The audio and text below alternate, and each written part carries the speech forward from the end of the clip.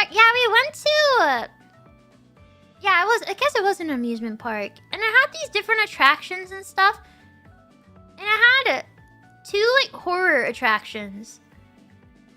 Then we went to a different one, and this one they give you this warning. They kind of like show you this card, and they're like, make sure none of these things apply to you. And it's like, make sure you're not pregnant. Make sure you're not intoxicated. Make sure you're not an infant. Like, make sure you don't have a child with you. And make sure that you are okay with tight spaces. And I had no reason to believe that I would not be okay with tight spaces.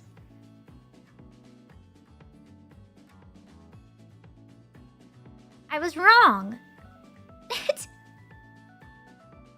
So for this attraction, the entire thing is you're put into like you're basically put into a coffin. You cannot move.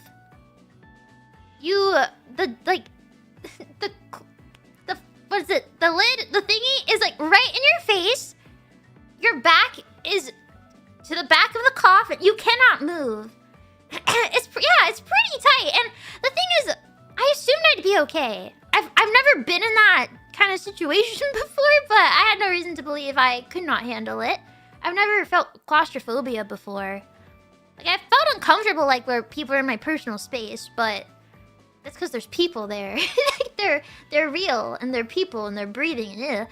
But, yeah, you can't move. It's a very close space. And so, I kind of noticed, I was like, I feel kind of weird. And then I felt like I couldn't breathe very well. And I thought, oh my goodness, wait a minute. I might actually not be good with this.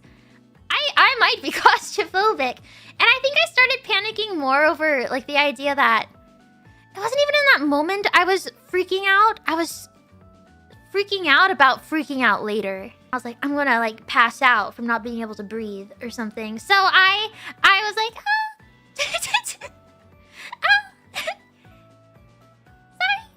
So I did something to get like the staff's attention, and they opened the door, and I'm like, "Sumimasen, chotto kawaii, chotto kawaii." I didn't know how to say.